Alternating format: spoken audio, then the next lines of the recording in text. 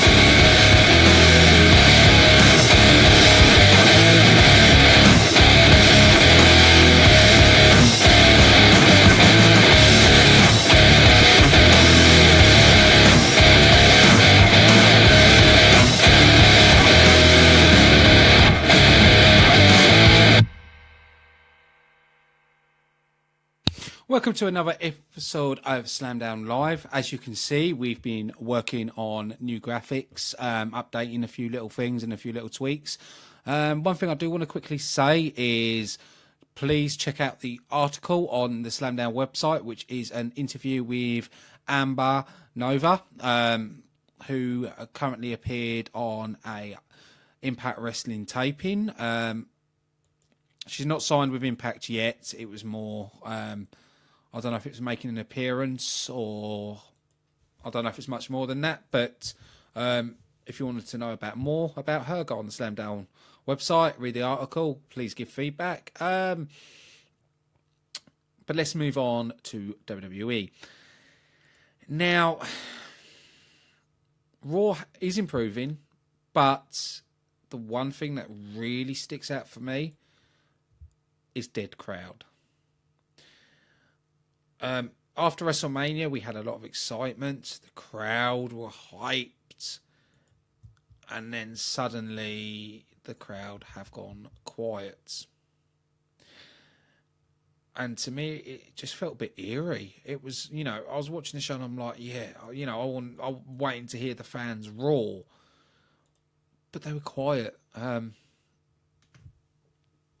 When Roman Reigns is there, you hear the crowd loudly, but to me, this Raw, the audience was just never enough silent. There was a few chants, there was a few bits and bobs, but nothing. It was completely dead atmosphere. I'm looking forward to SmackDown to see if it is over the whole product or if it's just a Raw thing. I watch a little bit of NXT here and there because of how much I have to do and how many shows and everything else. I don't get time to watch the full NXT show. But even I know their crowds are a lot louder than what Raw's is. Now, the reason I believe that the fans are quiet, in my opinion, I think fans are fed up.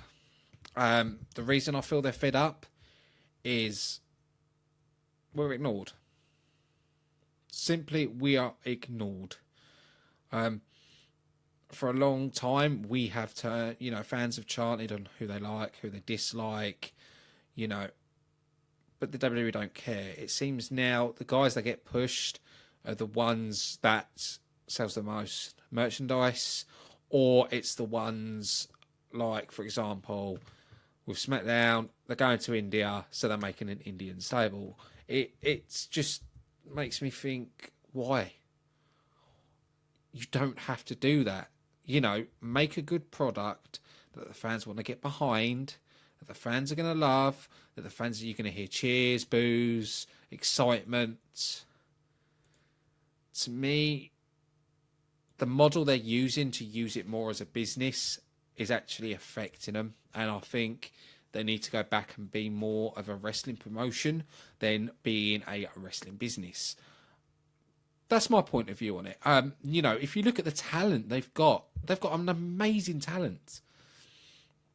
But it's who they push and who they put the title on. It's like we find, for this example, they're doing number one contender for the WWE title. And it was going to be Bray Wyatt versus Randy Orton, but now the title's not on the line. Okay. And the only one positive for me is John Cena is off the screens. He's been shoved down our throats too much, and it feels like they're trying to push, like Randy Orton. They're trying to push Randy Orton down our throats. You know, and I know they're trying to please kids. You know, you can tell that by the storylines they're doing and how predictable things are. You know, there's no surprises. There's no, oh my God, I didn't expect that.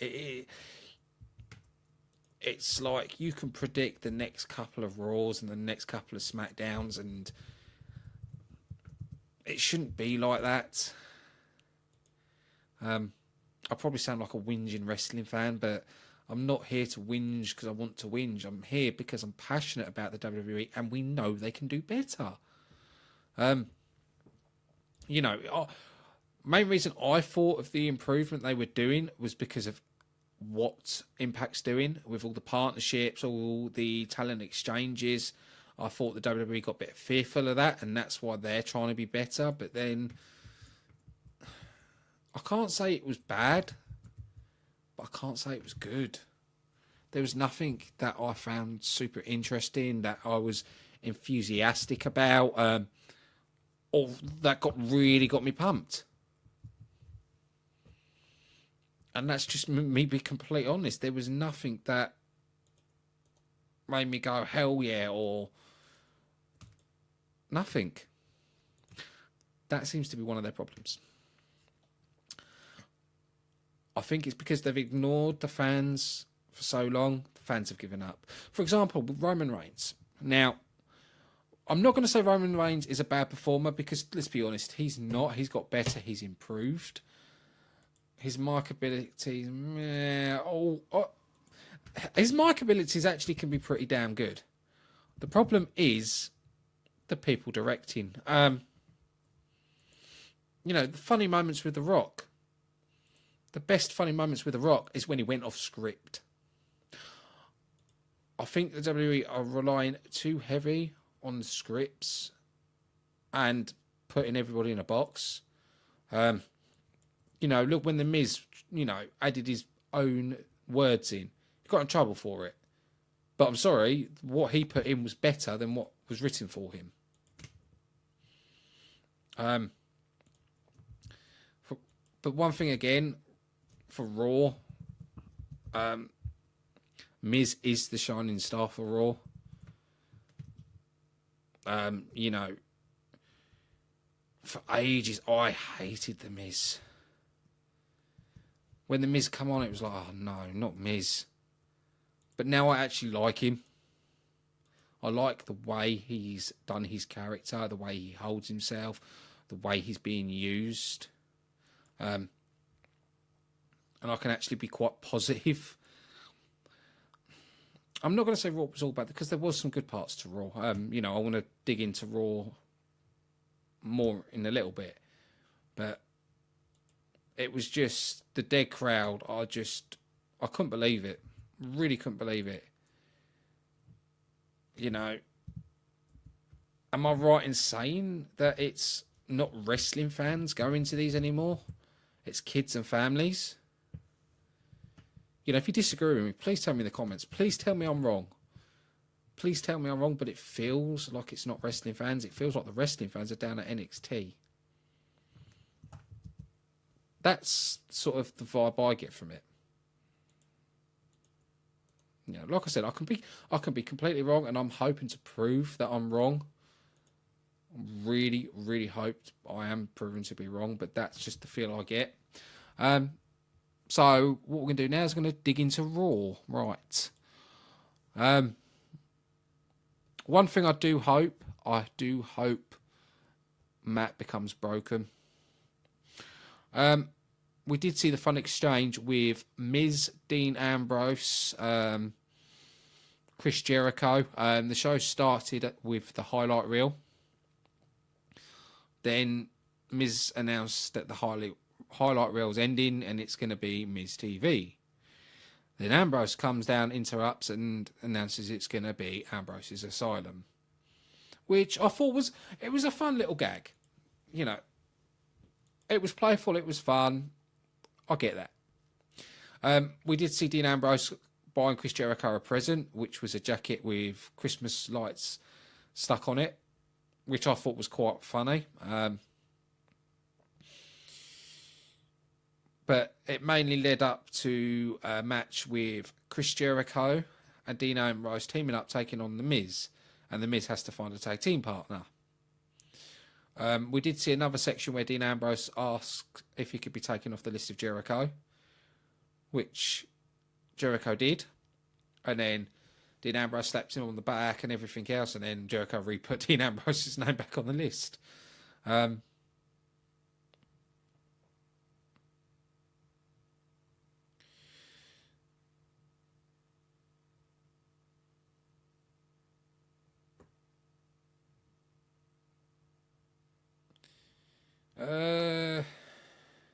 Yeah, Miz did complain about not having a gift as well on that statement, and then got hit with a dirty dice.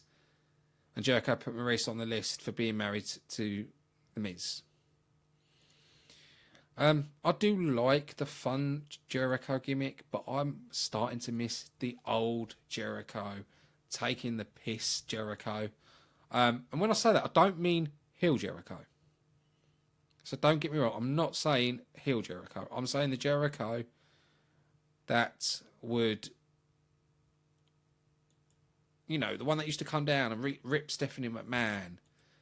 I know it's a different era. I know it's a PG era, but I would still love to see that Jericho, that energy of taking the mic and laughing. But that's just personal preference on that.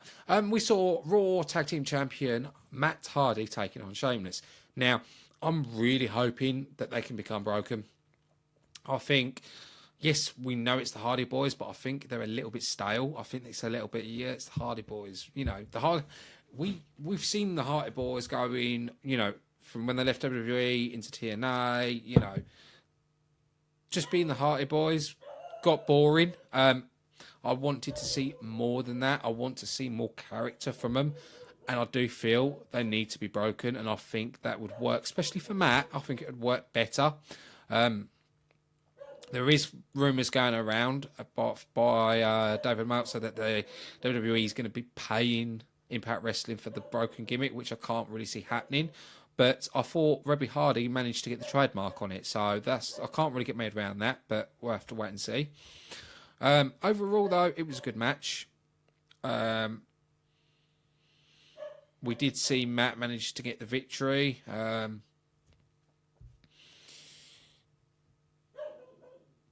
Because Sheamus was distracted, allowing Matt Hardy to pick up the twist of face. They did shake hands after the match. So this match, it is face versus face. There's no heels moments to this, which is quite surprising. But it'd be just nice to see where they go from there. After that, we had Austin Aries and Gentleman Jack Gallagher taking on Cruiserweight Champion Neville and Tito Perkins. One problem I have with Tito Perkins, he is a good performer, and I do like him as a wrestler. It's the way they're using him. He's meant to be playing a heel, but he's coming down, dancing, and doing the moves. Well, if you're a heel, you don't want to be entertaining the crowd.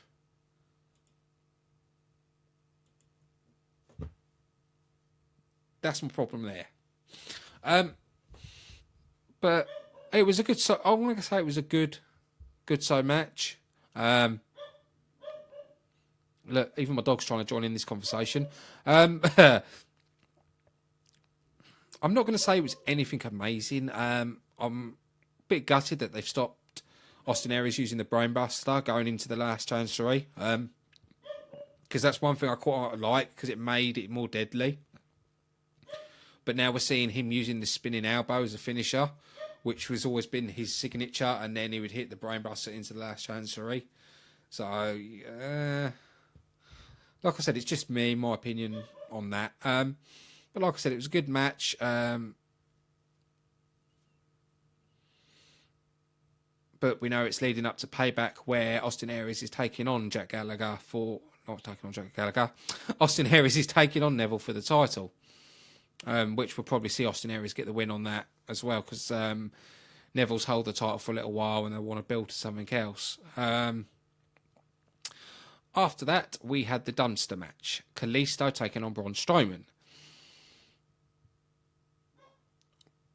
One thing that bugged me is, how can you call it a dumpster match if you're winning by a person standing in the dumpster? I thought in dumpster matches you had to be in the dumpster with the lid shut. I can't get my head around that. I just really can't get my head around that. Again, it's just silly things like that. It was quite entertaining that it was Braun Strowman losing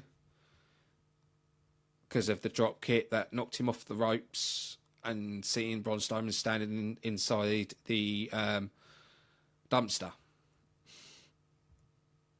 I don't know if they were purposely writing Kalisto off TV. I don't know if he has got an injury of some sort, or I don't know.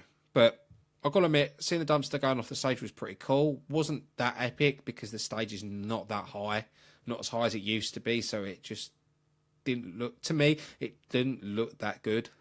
Not as good as seeing a ambulance turnover. After that, we saw Danny Brooks taking on Alicia Fox. Now, I really don't like Alicia Fox wrestling. I don't think she's good enough, and I don't think she should be in the ring. That's just personal opinion on that. Finally, my dog stopped. Yeah, I know. I just think Alicia Fox is better as a manager.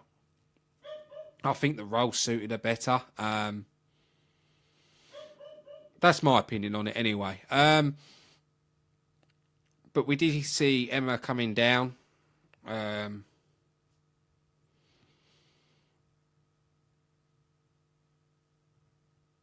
You know, we sort of got into the ring to try and join in the celebrations with Danny. But Danny wasn't really having it, so I wonder if that's going to lead to a match with Brooke taking on Emma later on down the card. I think that's the way they're swinging towards with that. It's the only logical thing I can think of the way they're going with it. After that, we saw Big Cass and Enzo Amore taking on Samoa Joe, Luke Gallows and Carl Anderson. They made it look like that Enzo Amore had an injury, that he was knocked unconscious by the club hitting the finisher outside of the ring. So they made him look like he was unconscious, and then Kurt Angle announced that there was going to be a new partner, and announced Finn Balor would be joining Seth Rollins and Big Cass. So he came down, joined them, and the match continued.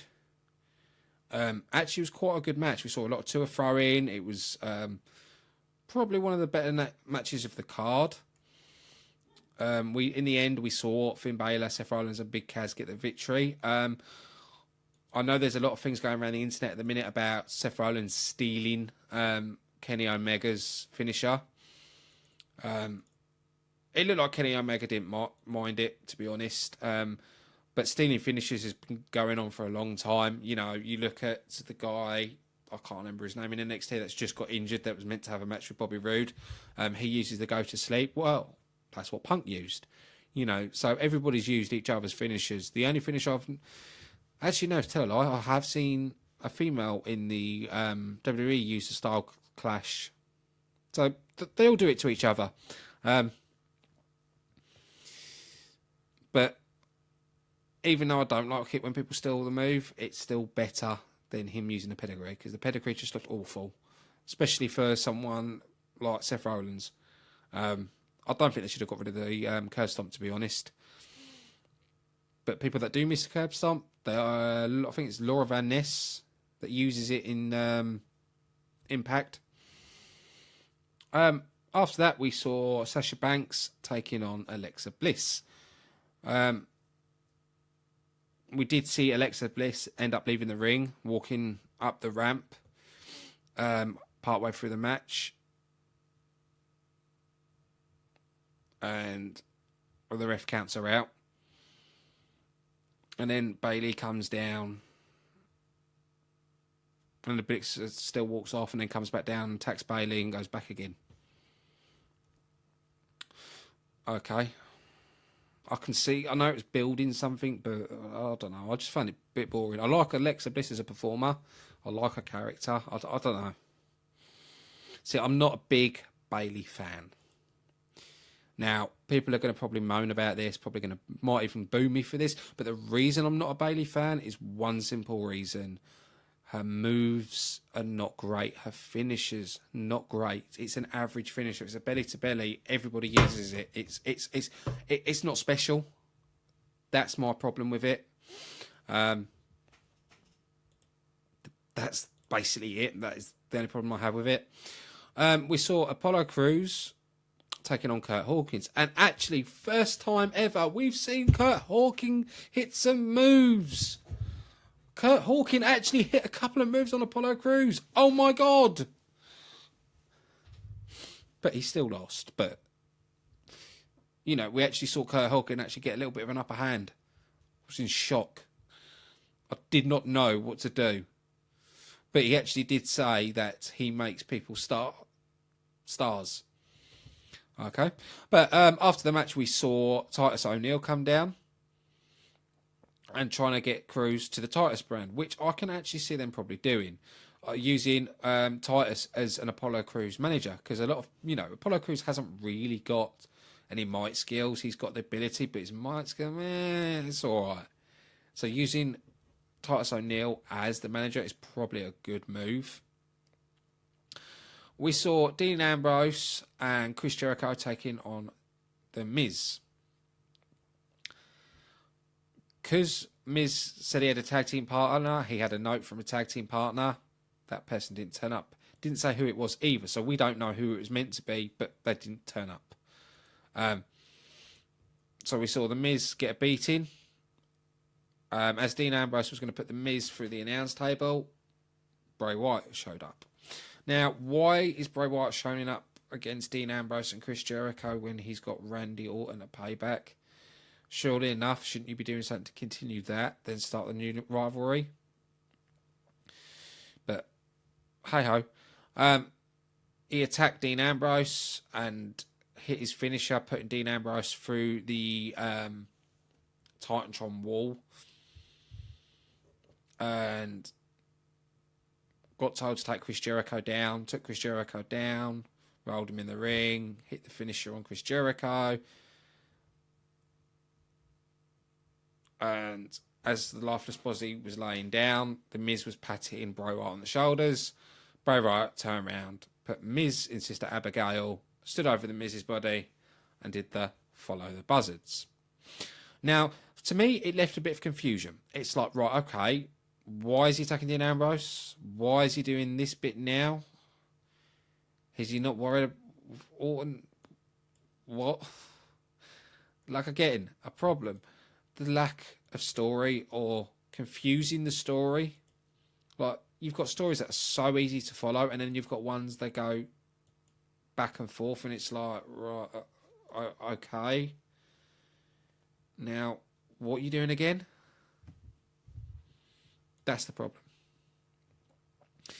And it's a big, big problem with the WWE. Now, I've got to grade this show. Don't want to be good, don't want to be bad. I'm going to say D. I'm going to give it the same as what I gave Impact. Because there was quite a lot of annoying things about Impact. So I'm just hoping SmackDown, please SmackDown, be a lot better than what Raw was, please. As a wrestling fan, please. I'm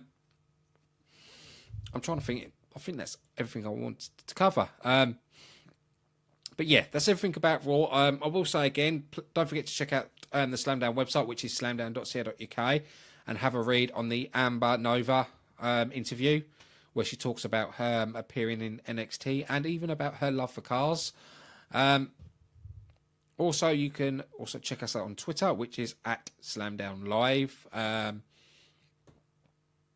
So just a big thank you to everybody watching. We'll be back on air tomorrow with SmackDown Live review at 9 PM GMT. This has been your host, Ashley Friend, and I will see you again tomorrow.